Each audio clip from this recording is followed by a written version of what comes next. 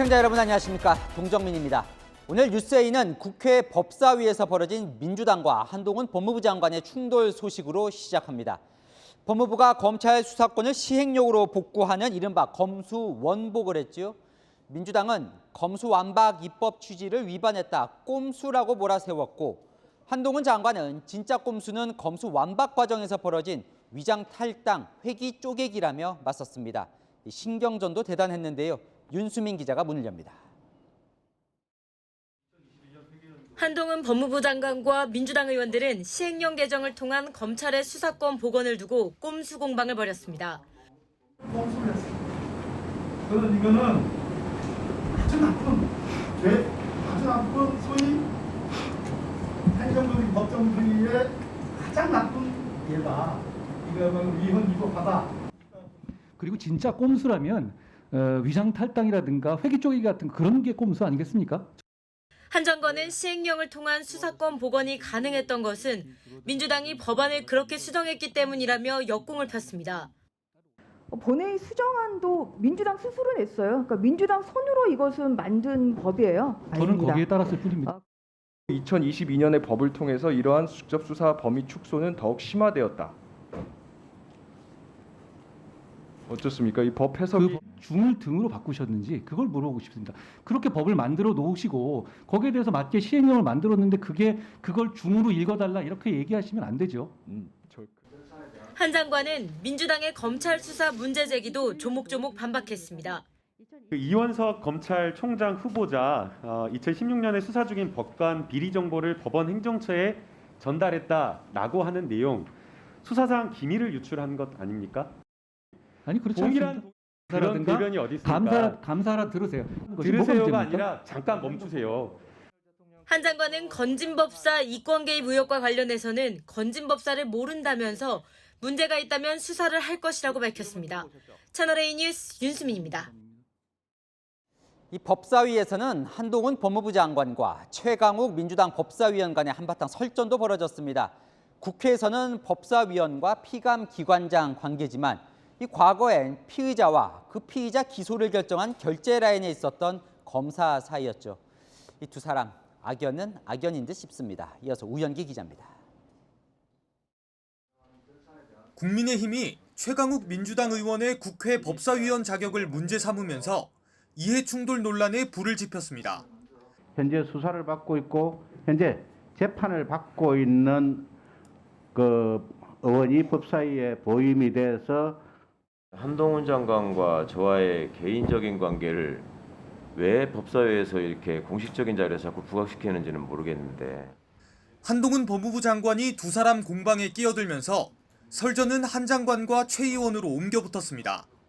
그리고 제가 지휘한 사건으로 한동훈 장관의 기소되셨죠. 발언에 대해서 그리고 제가 피해자고요. 재판이 진행되고 있다고 본인은 피해자라고 주장하지만 기소되셨잖아요. 내가 지금. 더 피해자라고 보는 견해가 그러니까 이해충돌이 많지 있다는 않아요. 얘기입니다. 어디 끼어들어가지고 지금 신상 발언하는데. 자제 요청에도 서로를 겨냥한 공격은 계속됐습니다. 이런 식의 모습들을 원하시는 거겠죠. 그렇게 해서 뭔가 법사위의 분위기를 흐리고 파행을 유도하고 이런 걸 원하시는지 모르겠는데 그만하시기 바랍니다. 압력을 넣으려고 했다면 제 사건의 처리 결과가 지금 그 모양 그 꼴로 계속. 가해자가 법사위원회 위원의 자격을 이용해서 피해자에게 어떤 충돌적인 질문을 하는 것이 과연 국회법상의 이해충돌 규정에 허용하는 것인지 저는 명확하게 짚고 넘어가 주셨으면 좋겠다는 생각입니다. 그러면서 한 장관은 이해충돌을 결정하는 것은 국회 권한이니까 위원회에서 정하면 따르겠다고 밝혔습니다. 채널A 뉴스 우현기입니다. 자, 오늘 국회엔 이전 정부에서 임명된 전현희 권익위원장도 출석했습니다. 국민의힘이 문재인 정권과 함께하라며 사퇴를 요구하자 이 전 위원장 공적으로는 윤석열 정부에 몸을 담고 있다고 맞받았습니다. 최근 감사원 감사에 공포심과 두려움을 느낀다고도 했는데요. 최수연 기자입니다. 전현희 권익위원장은 최근 감사원의 감사에 공포심을 느낀다고 밝혔습니다. 감사로 인한 강한 사퇴 압박과 또 공포심, 두려움 이런 걸 느끼고 있고요. 특별조사국의 감사 자체는 형사 고발을 목표로 한다 이런 말들을 많이 하고 있습니다. 국민의힘의 문 전 대통령과 함께하라는 사퇴 요구는 반박했습니다. 그럼 공동 책임을 지시고 지금 평산마을 가셔서 외로워하시는 우리 문재인 대통령과 함께 하셔야 되는 거 아니에요? 기회가 되면 찾아뵙. 공적으로는 지금은 현재 이 정부에 몸을 담고 있는 사람으로서 알박기란 표현에 선을 그으며 사퇴 의사가 없음을 재차 분명히 했습니다. 알박기가 전혀 아니고요. 국민들께서 정해주신 국민들의 명령입니다. 그리고 버티기가 아니라 국민들이 지키라고 정해주신 그 약속을 지키는 겁니다. 그래서 그런 용어는 좀 사용을 하지 않으셨으면 국민들의 모욕이다 생각합니다.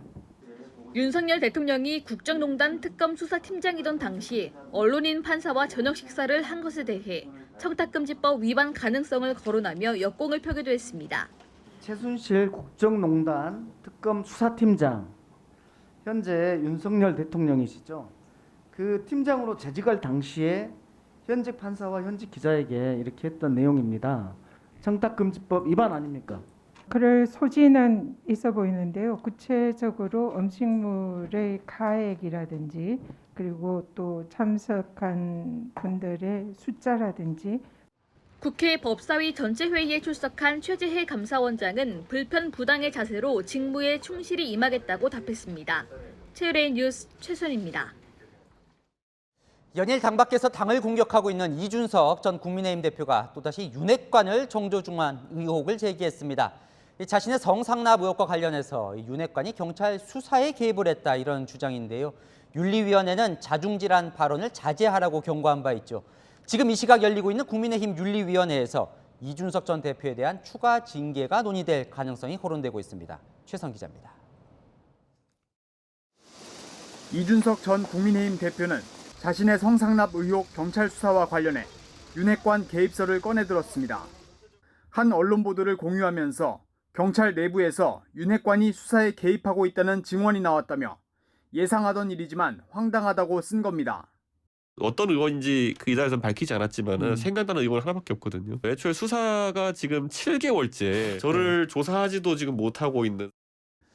가처분이 법원에서 받아들여지면 당의 존립이 위태로워지고 기각이 되면 정치 생명이 위태로워지는 딜레마 상황을 신경 쓰지 않는다고도 했습니다. 저는 딜레마 아닌데요. 나쁜 사람들은 때려잡아야죠.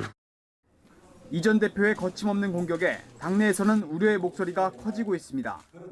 당대표를 지냈고 지금도 여전히 당을 사랑한다고 말씀하고 계시기 때문에 지금 하시는 말이나 이런 것들이 그 기준에 맞는지 한 번씩 돌아보고 하셨으면 하는 바람이 있습니다.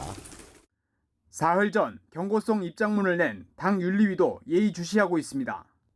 지위 고하 막론, 당원으로서 품위 유지를 위반하고 반복하면 예외 없이 엄정하게 심의하겠다는 입장문이 품위 유지 위반으로 중징계를 받은 이 전 대표를 겨냥한 것이라는 관측도 나옵니다. 한 윤리위원은 이 전 대표를 포함한 모든 당원들에게 입장문 이후에 언행에 대해 경고를 한 것이라며 향후 추가 징계 가능성이 열려있음을 시사했습니다. 윤리위는 지난 11일 수해 복구 현장에서 실언으로 논란이 된 김성원 의원에 대한 징계 논의도 시작했습니다. 채널A 뉴스 최선입니다. 20%대 중반까지 내려갔던 윤석열 대통령의 국정 지지율은 2주 연속 소폭 상승세를 보이고 있습니다. 일단 핵심 지지층이 이 결집한 것으로 보인다는데요. 자세한 내용은 한수아 기자가 분석해드립니다. 제가 광복절과 취임 100일 기자간담회에서도 강조했지만 국가의 모든 역량을 민생 살리기와 국가의 미래 먹거리를 확보해 나가는 데 결집해야 합니다.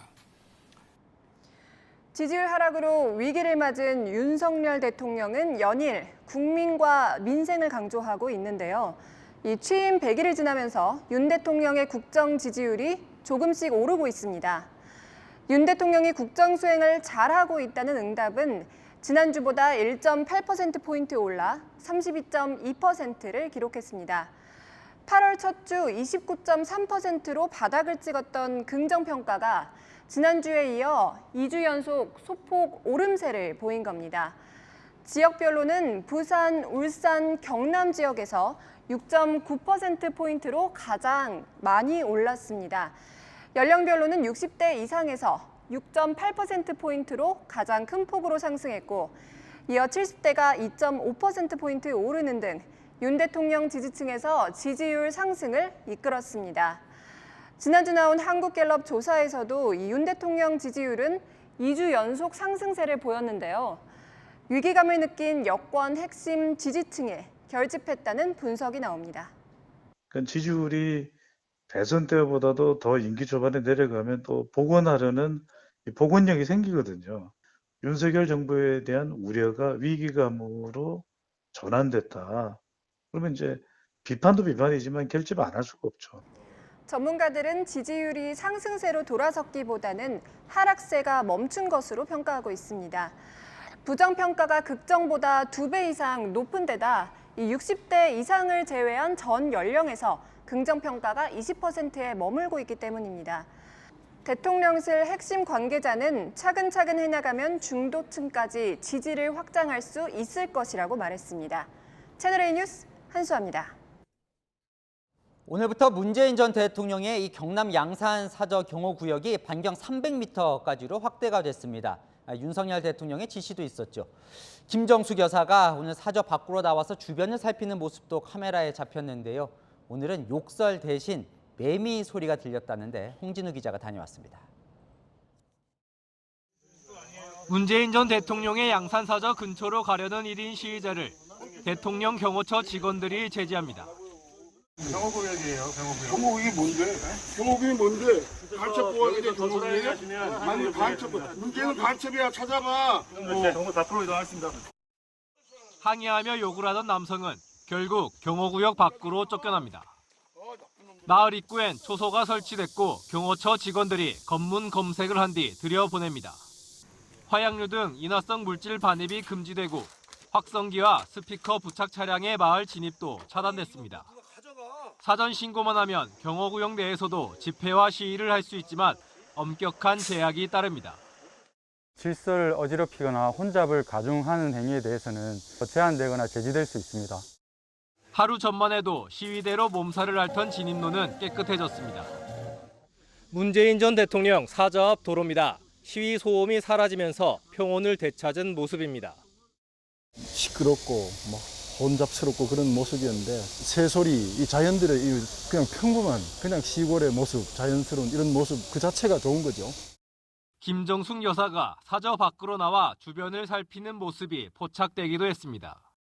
일각에선 집회 시위 장소가 아랫마을로 바뀌진 않을까 걱정하는 목소리도 나옵니다. 저 밑으로 옮긴다고 알고 있습니다. 커서 시끄럽게 해가지고 할머니, 할아버지들에게 지장을 줄까 싶어서 아주 그게 큰 고민이기도 합니다. 한편 대통령실은 윤석열 대통령 지시를 받은 경호차장이 문 전 대통령뿐 아니라 박근혜 전 대통령 사저 쪽 상황도 점검할 것이라고 밝혔습니다. 채널A 뉴스 홍진우입니다.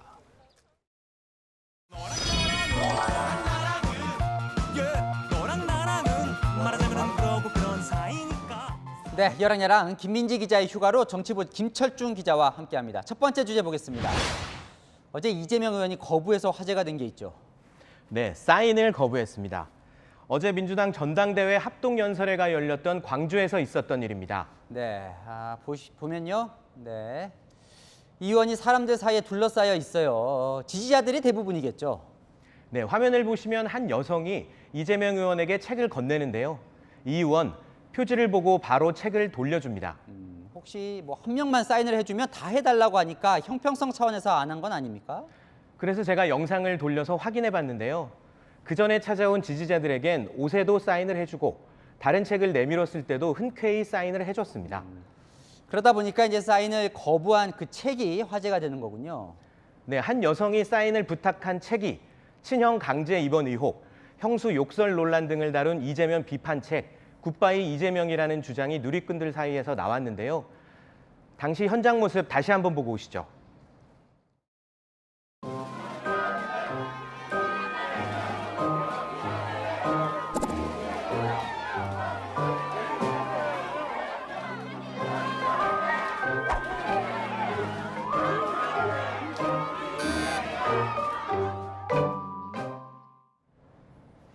네, 손으로 X 표시를 한 양분남 전 고검장에게 제가 물어보니 여성이 건넨 책이 굿바이 이재명 맞다고 확인했습니다.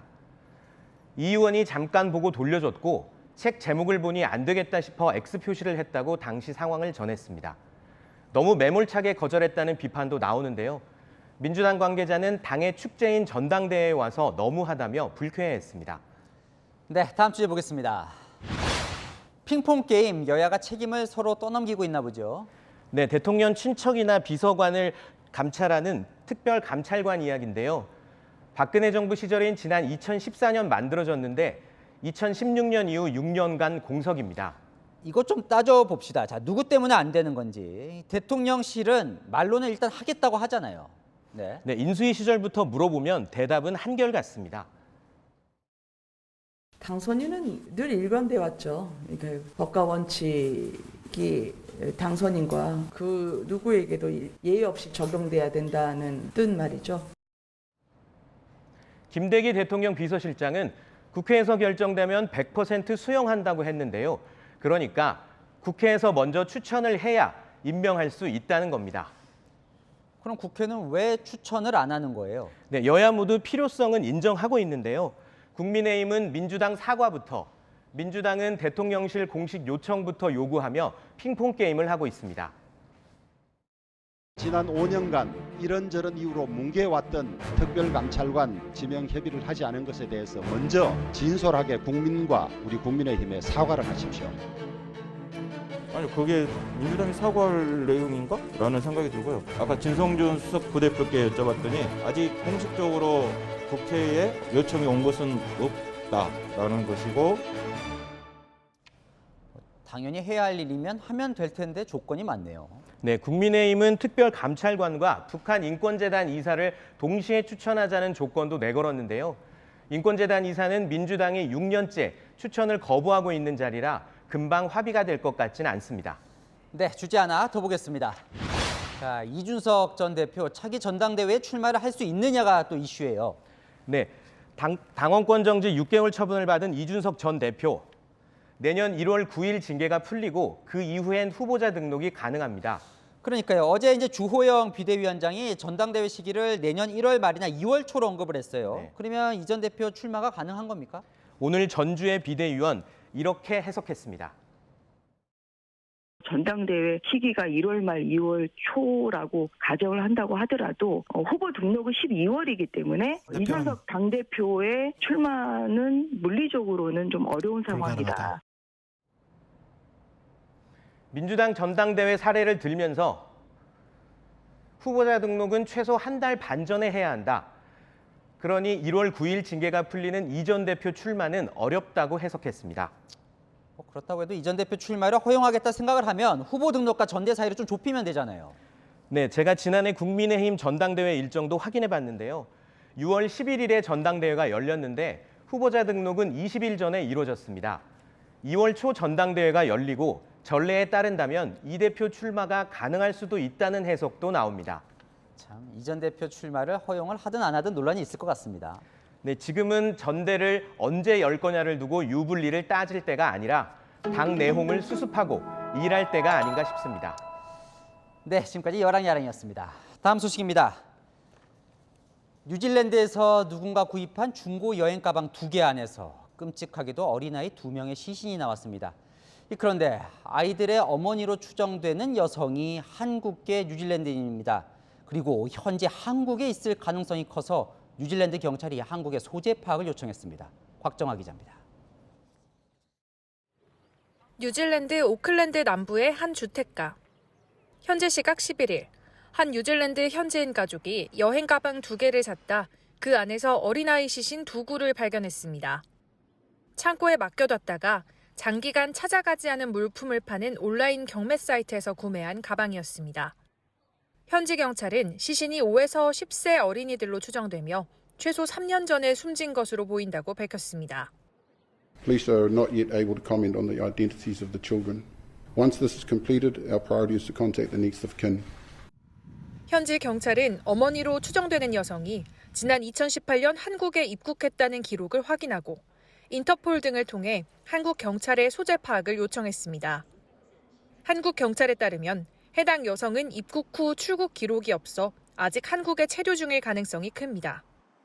다만 정확한 소재 파악을 위해선 뉴질랜드 법원이 발부한 영장이 필요해 현지 경찰에 회신을 요청한 것으로 전해졌습니다. 현지 경찰이 해당 여성을 피의자로 특정한 뒤 뉴질랜드 법원이 발부한 체포 영장 등을 받으면 인터폴 적색 수배 등을 근거로 관련 절차를 진행할 수 있다는 게 한국 경찰의 설명입니다. 사망한 두 아이의 국적이 한국으로 밝혀질 경우 단순 공조를 넘어 별도 수사에 착수하는 방안도 검토 중입니다. 현지 언론은 해당 여성이 한국인이었다가 이후 뉴질랜드 국적을 취득한 한국계 뉴질랜드인으로 가방 관련 주소지에 장기간 거주한 이력이 있다고 보도했습니다. 뉴질랜드 한인 사회는 뒤숭숭한 분위기입니다. 소문들은 많이들 생기는 것 같아요. 정확한 내용을 경찰 측에서 공개를 안 하기 때문에 궁금해하고 있는 상황인 것 같습니다. 뉴질랜드 오클랜드 총영사는 채널A와의 전화통화에서 수사를 통해 신원이 밝혀질 경우 적극 협조하겠다며 요청이 있을 경우 범죄인 인도 조약에 따라 소환 요청을 할 수 있다고 말했습니다. 채널A 뉴스 곽정아입니다. 다음 뉴스입니다. 지난 3월 제주대병원에서 간호사가 실수로 영아에게 기준 50배의 약물을 과다 투약하는 사건이 있었습니다. 13개월 영아 유리미는 이 사고로 숨졌는데요. 당시 수간호사가 과다 투약한 사실을 알면서도 가족들에게 숨긴 정황이 저희가 확보한 녹음 파일에서 드러났습니다. 의사에게 보고를 막은 정황도 나왔는데요. 경찰은 이 수간호사에게 살인죄 적용 여부를 검토하고 있습니다. 백승우 기자의 단독 보도입니다. 코로나에 확진된 13개월 영아 유리미가 제주대병원 응급실을 찾았습니다. 이마에 헤어시트를 붙인 유리미가 엄마 등에 엎여 주변을 두리번거립니다. 병원 도착 13시간 후 유리미는 의식 없이 중환자실로 급히 옮겨집니다. 간호사가 기준치의 무려 50배에 달하는 치료 약물을 점맥 주사했기 때문입니다.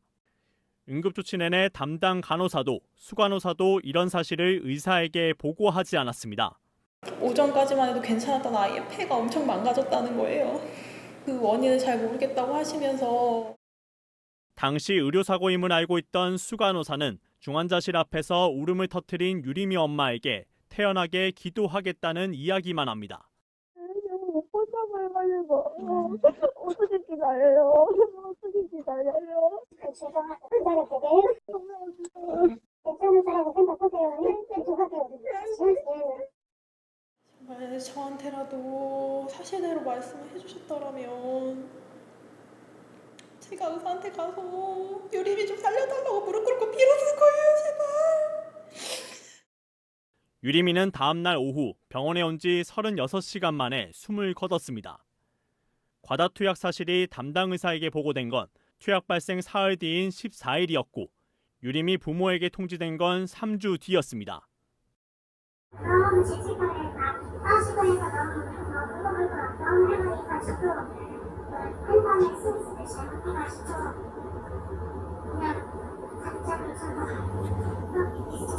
그러니까 보고를 못했다는 말씀이신 거죠?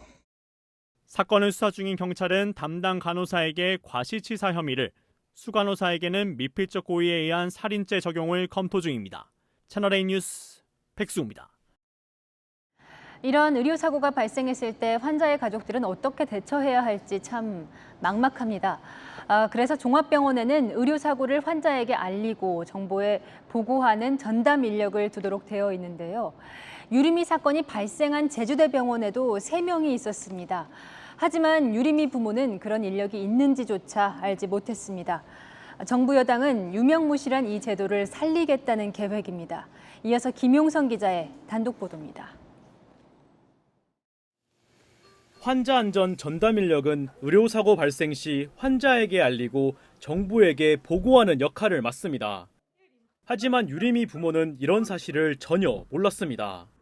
지금까지도 그런 전담 인력이 있다라는 얘기는 전해 들어본 적 없고 저희와 만나본 적도 실제로 도움을 받아본 적도 없습니다. 의료사고 은폐 의혹을 받고 있는 수간호사도 2016년부터 3년간 환자 안전 전담 인력이었습니다. 왜 보고를 안 하셨을까요? 그 이유에 대해서 듣고 싶어요.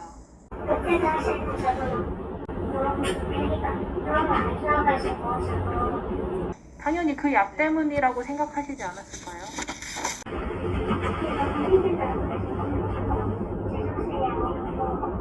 누군가의 동료이기도 한 환자 안전 전담 인력은 이름만 전담이지 다른 일을 겸하고 있는 경우가 대부분입니다.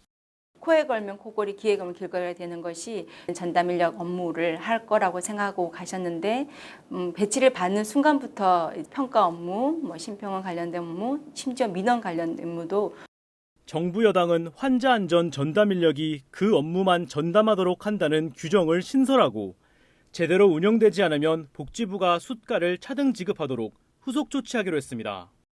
업무 규정을 좀 명확히 하고 또 그것을 하고 있는지 안 하고 있는지 사전 확인하는 확인 절차도 반드시 법안에 마련되어서 실질적으로 환자 안전을 담보할 수 있는 제주대병원은 환자 안전 전담 인력을 운영하며 연간 2억 4천만 원 정도의 정부 지원을 받아왔습니다. 채널A 뉴스 김용성입니다. 경기도 수원의 빌라에서 60대 어머니와 40대 딸 2명의 시신이 발견됐습니다. 안타깝게도 생활고 때문에 극단적인 선택을 한 것으로 추정됩니다. 복지 서비스를 전혀 받지 못했다는데 그 이유를 김희태 기자가 알아봤습니다. 현관문 도어락이 바닥에 나뒹굴고 벽에는 연락달라는 도시가스 점검 안내문이 붙어 있습니다. 이 빌라에서 60대 어머니와 40대 두 딸이 숨진 채 발견된 건 어제 오후 3시쯤. 악취가 난다는 신고를 접수한 경찰은 문을 강제 개방하고 들어가 시신들을 발견했습니다. 시간이 꽤 흐른 듯 상당히 부패한 상태였습니다. 현장에선 생활고를 비관하는 내용의 유서가 발견됐습니다. 새 모녀는 암과 희귀병 등으로 투병 생활을 했고 채무 또한 상당히 월세가 밀릴 정도로 어렵게 살았던 것으로 전해졌습니다. 하지만 사회적 안전망은 작동하지 않았습니다. 기초생활수급 같은 복지 서비스를 신청하거나 상담한 내역이 없어 관할 지자체는 이들의 사정을 몰랐습니다. 화성시에 있는 지인의 집에 주소 등록된 상태에서 2년 전 수원으로 이사했지만 전입신고도 하지 않았습니다. 건강보험료가 1년 넘게 체납된 사실이 드러나 화성시 관할 주민센터에서 이달 초 주소지를 찾았지만 행방을 찾지 못했습니다. 관련 동사무소에서 현장을 나갔었는데 이제 거기 실제 거주하고 있지 않고 그 주소지에 계신 분이 본인의 지인이기는 하나 현재 본인들하고도 연락이 안 된다. 2014년 송파 세모녀 사망 사건 이후 사회적 안전망을 강화하는 대책들이 쏟아졌지만 적지 않은 이들이 여전히 복지 사각지대에 놓여 있습니다. 채널A 뉴스 김우태입니다. 오늘 새벽에는 중국 국적의 50대 남성이 30대 사위를 흉기로 숨지게 했습니다. 중국에 있는 딸이 국제전화로 경찰에 신고했습니다. 최승현 기자입니다. 깜깜한 새벽, 좁은 골목으로 경찰관 2명이 걸어갑니다. 뒤이어 소방차가 도착하고 구급대원들이 들것을 옮깁니다. 30대 남성이 50대 장인의 집안에서 숨진 채 발견된 건 오늘 새벽 1시 40분쯤. 두 사람 모두 중국 국적이었습니다. 이 사실은 중국에 있던 딸의 112 신고 전화로 드러났습니다. 딸이 새벽 1시쯤 아버지가 경찰서에 간다고 했는데 혹시 왔느냐고 확인 전화를 한 겁니다. 그리고 20분 뒤 경찰은 딸로부터 남편이 아버지를 만나러 갔는데 다투는 소리가 들린 뒤 연락이 안 된다는 말을 들었습니다. 경찰이 장인의 집으로 출동했을 땐 사위는 이미 흉기에 찔린 채 숨진 뒤였습니다. 범행 추정 시각은 어젯밤 11시 반쯤. 이때 장인은 자택에서 나와 택시를 타고 도주했고 9시간 40분 만에 경상북도 칠곡군에서 긴급 체포돼 서울로 압송됐습니다. 인정하십니까? 경찰은 두 사람이 식당에서 술을 마시고 집으로 돌아온 뒤 말다툼을 벌이다 범행이 일어난 것으로 보고 있습니다. 또 내일 숨진 사위에 대한 부검을 실시한 뒤 장인에 대해 살인 혐의로 구속영장을 신청할 예정입니다. 채널A 뉴스 최승현입니다. 국내에 거주하는 이슬람교인 이제 20만 명 정도 됩니다. 여러 지역에서 이슬람 사원이나 시설 건축이 추진되고 있는데요. 주민들의 반대에 부딪히면서 분쟁이 생기고 있습니다. 현장 카메라 정다은 기자입니다. 제 뒤로 보이는 곳은 이슬람 사원 건축 현장입니다. 뼈대만 세워놓고 1년 6개월째 공사가 중단된 건데요. 무슨 사정인 건지 현장에서 직접 들어보겠습니다. 주민 수십 명이 이슬람 사원 건축을 반대하는 현수막을 들고 시위를 벌입니다. 시멘트를 옮기는 공사 인부와 무슬림 유학생을 향해 소리도 지릅니다. 공사 재개를 반대하는 겁니다. 이 좁은 주택가 골목에 신축 사원까지 들어서면 주변 가구들의 불편이 커진다는 이유입니다. 지금은 공사장 옆 건물을 임시 기도실로 쓰는데 주민들은 소음 피해를 호소합니다. 새벽 5시 반대부터 오는 기라. 집집마다 창문을 못 열어요. 하루에 5번 오면 최하로 3, 40명 옵니다. 교인은 대부분 인근 대학 무슬림 유학생들. 약 200명이 재학 중인데 매일 5번씩 모여 기도할 공간이 필요하다고 말합니다. The issue was about mosque, but what they actually did was to defame our religion. First, in their protest, they called us terrorists, and they blamed our religion, and they put all those things. So it was the first disappointing experience for us. 구청은 건축을 허가했으면서도 주민 민원 때문에 지난해 2월 공사 중지 명령을 내렸습니다. 하지만 법원은 1심에 이어 2심에서도 이 명령이 위법하다고 판결했습니다. 건축주가 이 판결에 따라 공사 재개를 준비하자 반대 시위도 본격화된 겁니다. They have been seeing us for a long time. There was no clash. Hopefully they will understand and accept us as their friend, as their neighbor. 주민들은 미흡한 행정에도 분통을 터뜨립니다. 정부가 어떤 후속 조치를 취해서 주민들과 상생할 수 있도록 만들어줘야지. 인력만 모아와가지고 대학교에 채워놓고 공장에 채워놓고. 구청에서 이제 매입을 해서 그 부지에 대해서 공공이 사용할 수 있는 방법 여러 가지 이제 생각을 많이 하고 제시를 했는데 사실상 중재가 잘 안 되더라고요. 경기 연천군에서도 이슬람 단체가 야영장 신축 공사를 시작했는데 주민 반대에 부딪혔습니다. 결국은 이슬람 사원이 되지 않겠느냐, 그래서 상당히 우려하고 있습니다. 결국 연천군은 더 이상 공사를 못하도록 결정했습니다. 국민이 한 4만 3천 명 정도 돼요. 2만 얼마인가 들어왔어요. 이것만 가지고 불허가 될 수 있는 사유는 아니지만 고려할 사항은 됐다고 보여져요. 국내 거주 중인 이슬람교 교인은 약 20만 명으로 추정됩니다. 다양한 문화가 유입되면서 분쟁도 계속되는 상황. 문제의 초창기에 적극적으로 참여해서 대화를 통해서 합리적으로 갈등 없이 문제를 해결하는 기구가 만들어졌으면 좋을 것 같고요. 다문화 시대 종교 분쟁은 우리 사회가 풀어야 할 또 다른 숙제가 됐습니다. 현장 카메라 정다은입니다.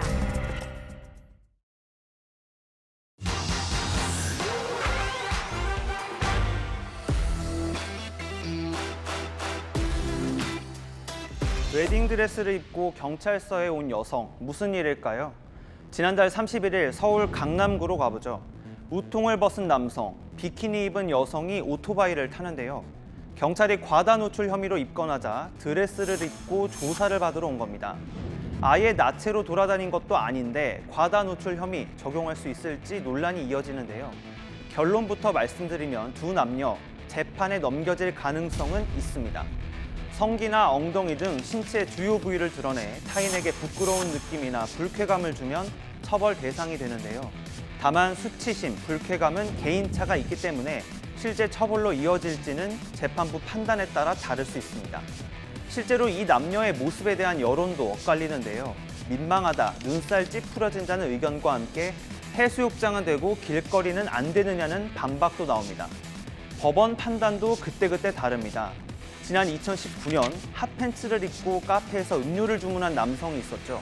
경찰이 과다 노출 혐의로 즉결 심판에 넘겼지만 무죄였는데요. 그런데 같은 범행을 반복하다 다시 적발됐을 땐 벌금 15만 원이 선고됐습니다.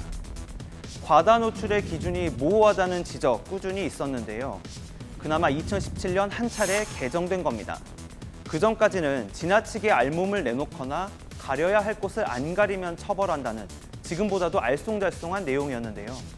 헌법재판소가 이를 위헌으로 판단해 법을 고쳤는데도 여전히 모호한 겁니다. 국회에서 법을 고칠 때 성적 굴욕감이나 혐오감이라는 더 분명한 표현을 쓰자 아예 폐지하자는 의견까지 나왔는데요.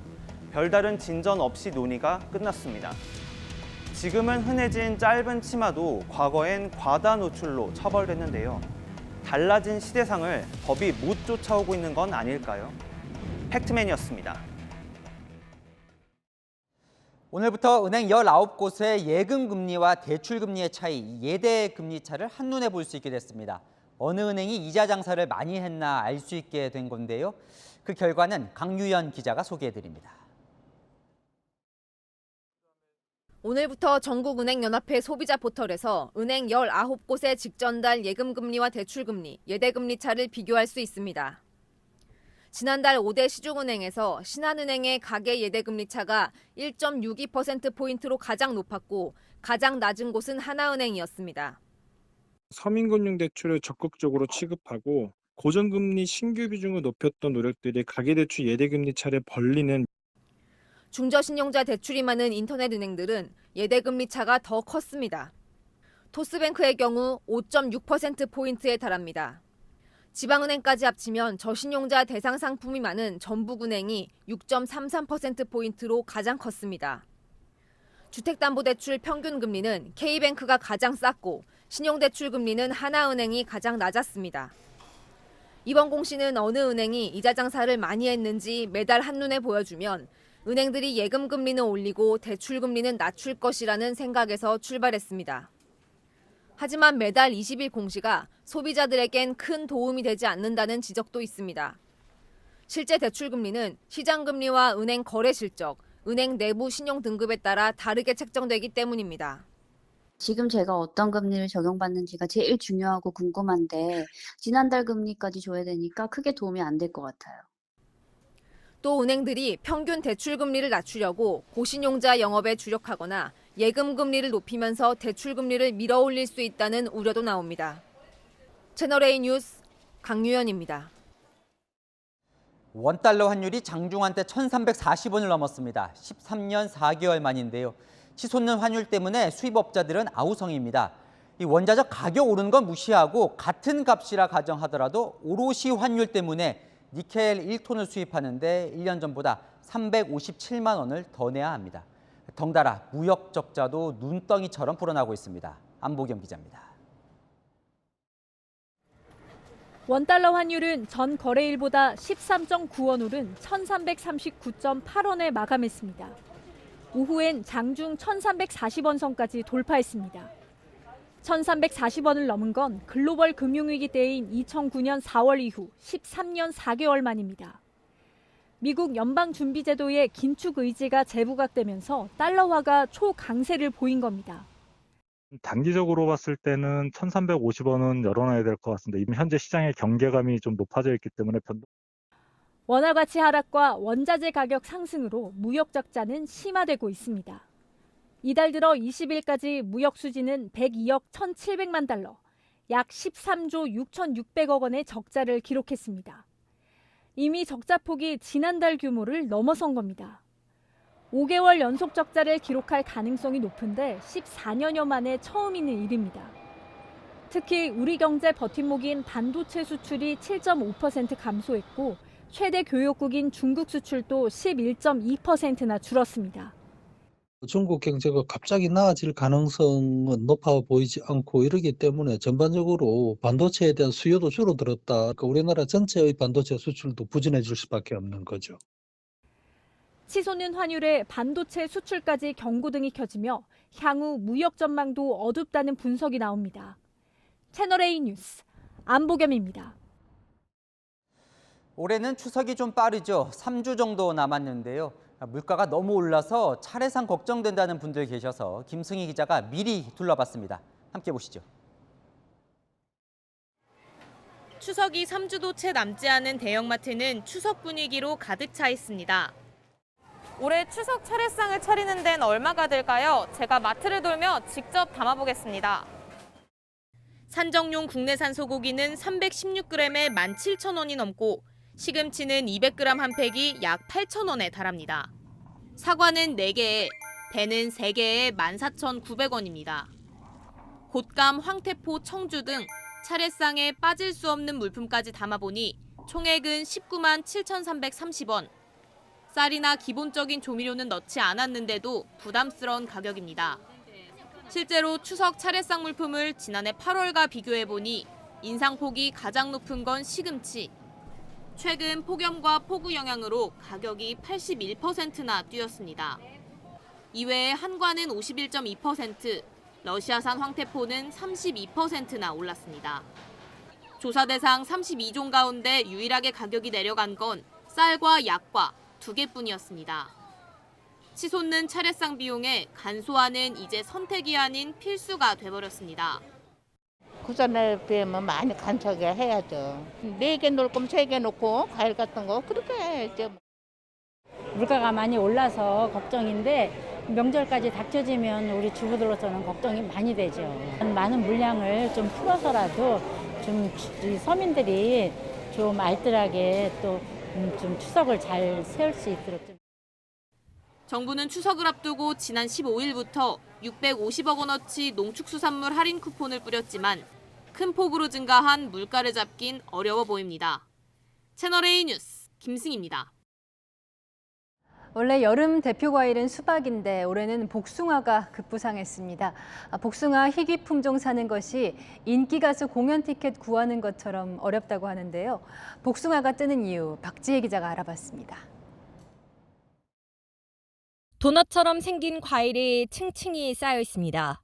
한 손으로 잡기 좋은 모양에 한 번 베어물면 아삭하면서도 쫀득한 식감이 일품. 1년에 딱 보름만 수확하는 납작 복숭아입니다. 농장에서 소량씩 팔다 보니 한 번 먹어보려면 인기 가수 공연 티켓팅 수준의 복캐팅은 필수입니다. 치열한 클릭 싸움이었거든요. 1분 컷 정도로 마감되었어요. 너무 먹고 싶은 마음에 인스타 해시태그 해가지고 막 납작복숭아 아니면 납작복숭아 구매처 해가지고 찾아가지고 했거든요. 다른 희귀 품종 복숭아도 날개 돋친 듯 팔립니다.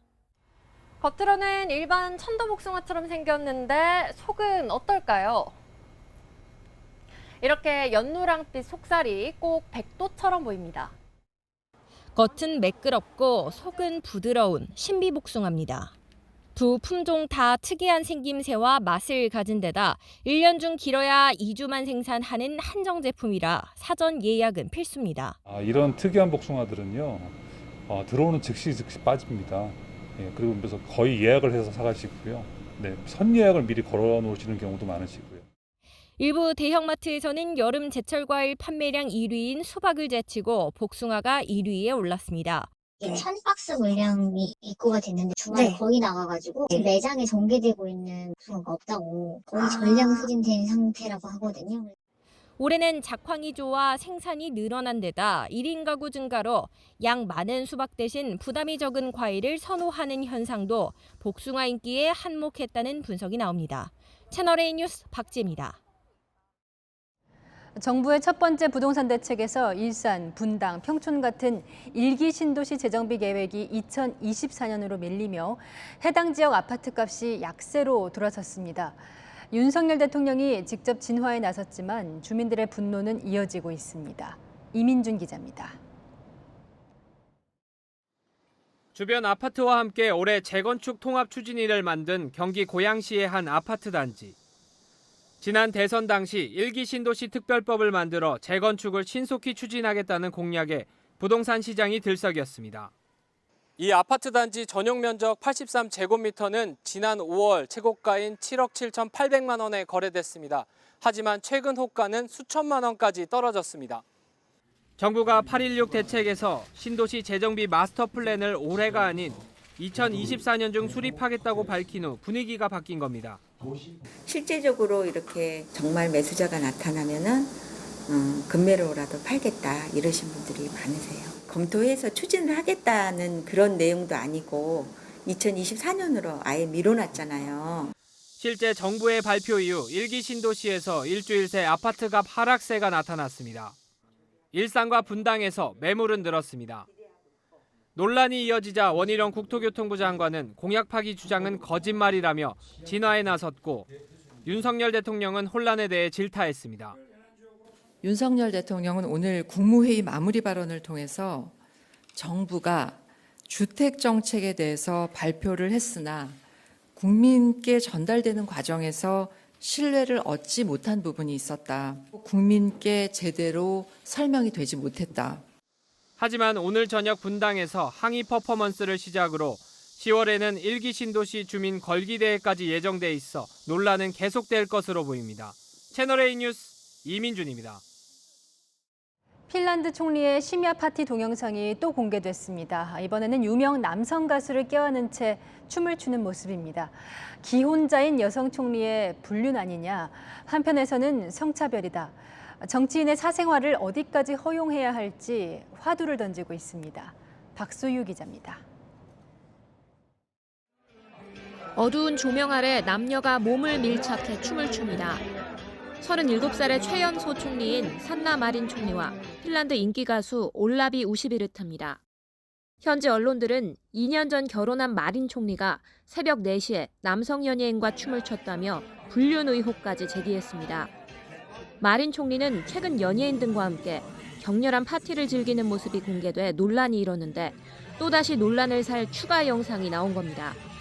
마약 복용설까지 제기되자 마린 총리는 직접 마약 검사까지 받으며 결백을 주장했습니다.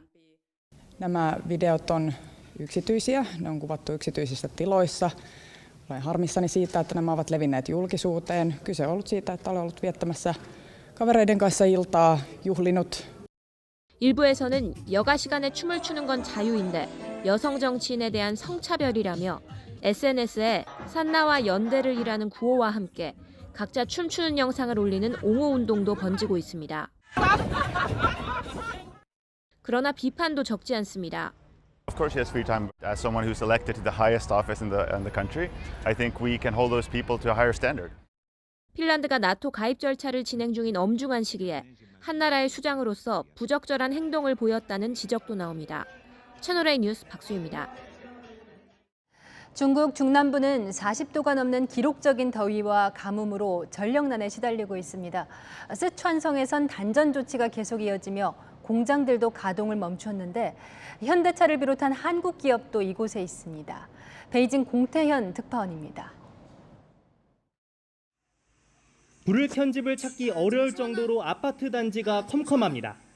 미리 충전해둔 미니 선풍기에서 나오는 희미한 불빛을 의지해 생활하고 있다는 푸념도 SNS에 올라왔습니다. 단전 조치 속 열대야에 시달리던 시민들은 집 밖 터널에 모였습니다. 중국 쓰촨성의 단전이 시작된 건 지난 15일. 애초 엿새가 기한이었지만 전력난이 해소되지 않자 단전 기간은 오는 25일까지 늘어났습니다.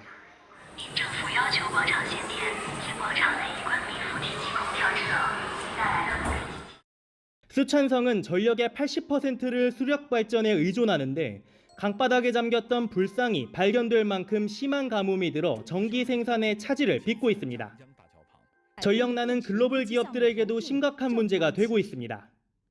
쓰촨성 정부의 공장 가동 중단 명령으로 폭스콘과 도요타 등 유명 기업들의 현지 공장 가동이 중단됐습니다. 현지 현대자동차 공장도 가동 최소화 요청으로 자동차 생산 차질이 불가피합니다. 거의 아무 생산도 못하는 상태죠. 전체가 다 무급휴가입니다. 사무실에도 모였거든요. 그 에어컨 못 트니까. 중국 산업계에 대한 단전 조치는 중국 내수 시장만의 문제가 아닙니다. 원자재와 배터리 생산에도 차질이 빚어지면서 글로벌 공급망에도 악재가 될 것이란 전망이 나옵니다. 베이징에서 채널A 뉴스 공태현입니다. 14년 전 경기도 화성에서 처음 발견돼서 코리아 케라톱스라고 이름이 붙었죠. 이 뿔 공룡 화석이 천연기념물로 지정됩니다. 권솔 기자입니다. 커다란 바위 위 선명하게 모습을 드러낸 공룡뼈. 지난 2008년 국내에서 처음 발견된 뿔 달린 공룡 코리아 케랍토스입니다. 화성시 전곡항 방조제 주변을 청소하다 발견됐습니다. 엉덩이뼈, 꼬리뼈, 양쪽 다리뼈와 발뼈 등 하반신 모든 뼈가 제자리에 있는 완전한 형태입니다. 한 마리가 전체가 나오기는 쉽지가 않아요. 상체 빼고 하반부는 다 나왔기 때문에 온전한 상태예요. 2분의 1은 완전한. 이 화성을 통해 약 1억 2천만 년 전 중생대 전기 백악기에도 한반도에 뿔공룡이 살았던 걸 알 수 있습니다. 남겨진 골격으로 볼 때 전체 몸길이 약 2.3m에 두 다리로 걸었을 걸로 추정됩니다. 이후 뿔공룡들은 머리가 커지면서 네 다리로 걷게 됩니다. 코리아 케라톱스는 국제적으로도 인정받은 신종 뿔공룡으로 한반도 공룡의 진화 과정을 이해할 수 있는 귀중한 자료입니다.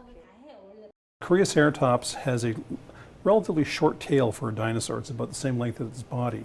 And the large neural spines that project up support this fan-like structure. 문화재청은 오늘 뿔공룡 골격 화석을 천연기념물로 지정하겠다고 밝혔습니다. 채널A 뉴스 권소리입니다. 내일은 더위가 물러간다는 절기처선인데요. 내일까지는 무더위가 이어지다가 주 후반부터는 여름의 힘이 빠지겠습니다. 오늘 밤부터 수도권에는 비 소식이 있습니다. 내일은 전국으로 확대될 텐데요. 내일 오전까지는 중부지방에 비구름이 머물다가 내일 저녁에는 남부에도 비 소식이 이어지겠습니다. 다행히 비의 양이 많지는 않습니다. 서울을 비롯한 수도권과 충남 또 전북 서부에는 10에서 50mm가 예상되고요. 그 밖의 지역에는 5에서 30mm가 내리겠습니다. 내일 오전까지는 남부 내륙에 짙은 안개가 낄 텐데요. 교통안전에 주의하셔야겠습니다. 내일 아침에는 25도를 웃도는 곳이 많겠고요. 한낮에는 서울과 광주 31도, 제주는 34도까지 올라 무덥겠습니다. 이번 주 충청 이남에는 비 소식이 자주 들어있고요. 주 후반부터는 점차 기온이 떨어지겠습니다. 날씨였습니다. 대통령 친인척을 감찰하는 특별감찰관제는 엄연한 법입니다. 해도 되고 안 해도 되는 게 아니죠. 당연히 해야 하는 걸 문재인 정부는 공수처 핑계로 5년 내내 모른 척했습니다. 이제 야당이 된 민주당, 다수당인데도 업보 탓인지 필요하다면서도 행동은 느립니다.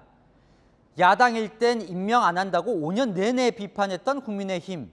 정권이 바뀌니 관계도 없는 북한 인권재단 이사 추천을 조건으로 내걸었습니다. 당연한 일을 두고 여야가 유불리 따지는 모습, 국민 눈에는 다 보이는데요. 마침표 찍겠습니다. 업보와 변심 사이 뉴스에 마칩니다. 감사합니다.